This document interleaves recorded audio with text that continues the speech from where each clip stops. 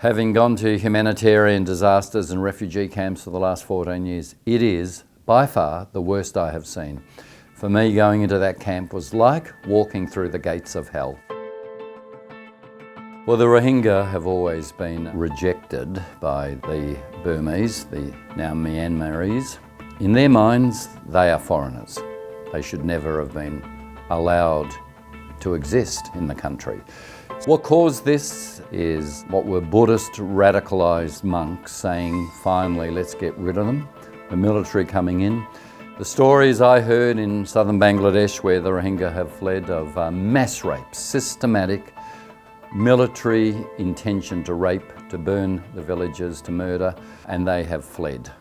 You're quite shocked initially that you're walking in mud and you've got your best sneakers on and you think, hang on, it can't be all mud to get into a camp of 600,000 people, but it is. You're taken up a hill and suddenly you see how far this extends of black plastic, bits of bamboo, and you're shocked.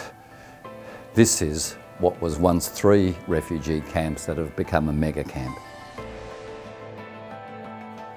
There is just people everywhere, particularly kids. So many of the children are malnourished, sullen faces, hopeless faces, people who have fled arson, and kids who have seen their parents murdered.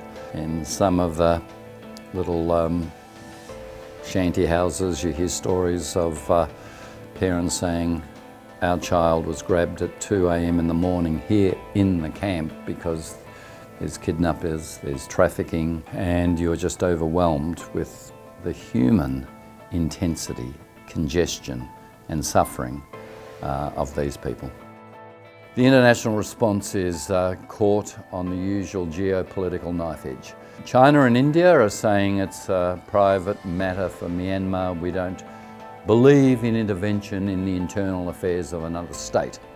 Unfortunately, the way the Myanmar government has acted within their boundaries has created an external disaster for Bangladesh, their neighbour. So saying non-intervention in internal affairs ain't a solution. I know that in many rational, wonderful Burmese hearts, and I travel up to Myanmar all the time, there is a visceral hatred of the Rohingya that is hard to describe other than the glue that seems to keep Myanmar together. I don't know if Aung San Suu Kyi shares those prejudices.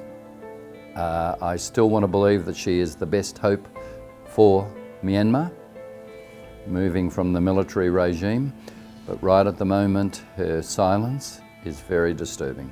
The West says if we introduce sanctions back to Myanmar to really punish them for this, they'll just go into the camp of China or India and out of the camp of democracy, with Aung San Suu Kyi having led at least a restitution of some democracy. So here are the horns of the dilemma politically.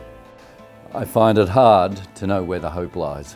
The Australian government's put in about 30 million. There's going to be a lot more needed from us and other nations to support those in the camps. This is just an awful, awful political situation now. Well, the greatest need is firstly just to keep them alive. World Vision's working with the other agencies in shelter and clean water and sanitation. This is a social attempt to try and provide what you and I regard as the most basic forms of human solidarity and hope in just a terrible, terrible place.